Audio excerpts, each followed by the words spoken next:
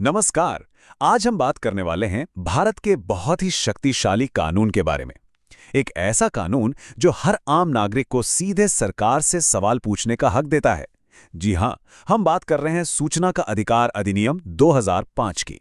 मान लीजिए हमारे मन में सवाल है कि हमारे इलाके में जो सड़क बन रही है उस पर कितना पैसा खर्च हो रहा है, या कोई सरकारी भर्ती की प्रक्रिया क्या है।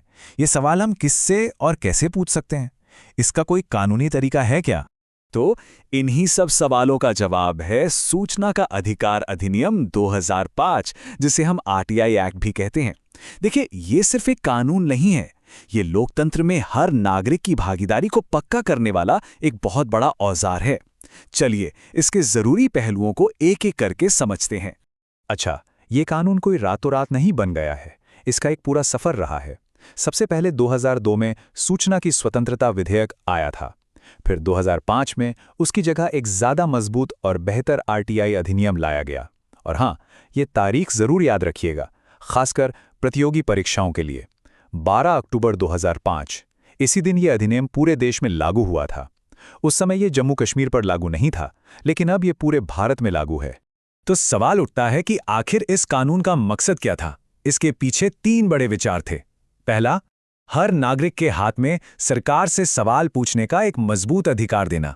दूसरा, सरकारी कामकाज में ट्रांसपेरेंसी यानी पारदर्शिता लाना।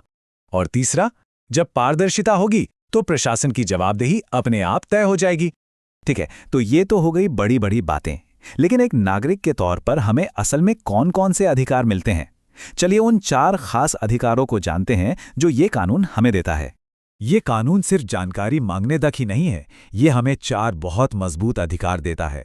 पहला, हम किसी भी सरकारी दस्तावेज की कॉपी ले सकते हैं। दूसरा, हम खुद जाकर किसी दस्तावेज या रिकॉर्ड की जांच कर सकते हैं। तीसरा, हम किसी भी सरकारी काम का निरीक्षण कर सकते हैं। और चौथा, हम किसी काम में इस्तेमाल हो रही सामग्री का सर्टिफाइड सैंपल तक ले सकते हैं, जैसे कि सड़क बनाने में इस्तेमाल हो रहे मटेरियल का सैंपल। यही है आरटीआई की असली ताकत। अधिकार तो समझ लिए, पर यह सवाल पूछने कहाँ है? क्या किसी भी संस्था से जानकारी मांगी जा सकती है? आइए देखते हैं कि इस कानून के दायरे में कौन कौन आता है। देखिए, इसका दायरा काफी बड़ा है। राष्ट्रपति भवन से लेकर एक छोटी सी पंचायत तक हर सरकारी विभाग इसके अंदर आता है। एलआईसी या ओएनजीसी जैसी सरकारी कंपनियां भी जवाब देने के लिए बाध्य हैं। और सबसे मजेदार बात यह है कि अगर कोई प्राइवेट संस्था जैसे कोई स्कूल या एनजीओ सरकार से किसी भी तरह की आर्थिक मदद लेता है तो वो भी आरटीआई के दायरे में आ जाता है। ठीक है, तो ये पता चल गया कि किससे पूछना है, पर किसी विभाग में जाकर किससे संपर्क करना होगा। इसके लिए कानून में एक बहुत ही खास अधिकारी की व्यवस्था की गई है। यह है लोक सूचना अधिकारी यानी पायो, पब्लिक इंफॉर्मेशन ऑफिसर। कानून ये कहता है कि हर सरकारी विभाग में एक पायो होना ही चाहिए। यही वो अधिकारी हैं जिनकी जिम्मेदारी आरटीआई आवेदन लेना और तय समय के अंदर जानकारी देना है। कह सकते हैं कि ये नागरिक और सरकार के बीच सूचना के पुल की तरह काम करते हैं। और हाँ, इस पूरे प्रोसेस में समय सीमा बहुत जरूरी है। एक पीआईओ को आवेदन मिलने के 30 दिनों के अंदर अंदर जवाब देना ही होता है।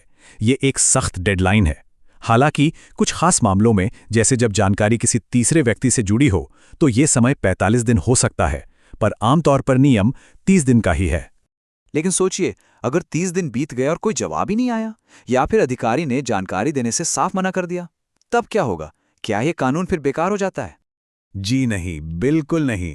और यहीं पर यह कानून अपने असली दांत दिखाता है। आरटीआई को ताकत मिलती है इसमें दिए गए दंड के प्रावधानों से। ये पक्का करते हैं कि कोई भी अधिकारी अपनी जिम्मेदारी को हल्के में ना ले। अगर कोई पीआईओ बिना किसी ठोस वजह के जानकारी देने में देर करता है या गलत जानकारी देता है, तो सूचना आयोग उस पर जुर्माना लगा सकता है। और ये जुर्माना हर दिन की देरी के हिसाब से 250 रुपये होता है। और ये जुर्माना बढ़ते बढ़ते 25,000 रुपये तक पहुंच सकता है। सबसे बड़ी बात जानते हैं क्या है? ये पैसा सरकार के खजाने से नहीं, बल्कि उस अधिकारी की अपनी सैलरी से काटा जाता है। यही वो चीज़ है जो इस कानून को असली धार देती है और अधिकारियों की व्यक्तिगत जवाबदेही तय करती है। तो हमने देखा कि आरटीआई कानून कितना मजबूत है। इसके उद्देश्य, हमारे अधिकार, इसका दायरा और यहां तक कि दंड का प्रावधान भी।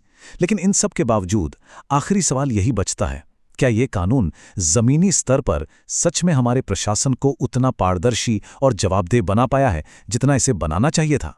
ये एक ऐसा सवाल है जिस पर हम सबको सोचना चाहिए।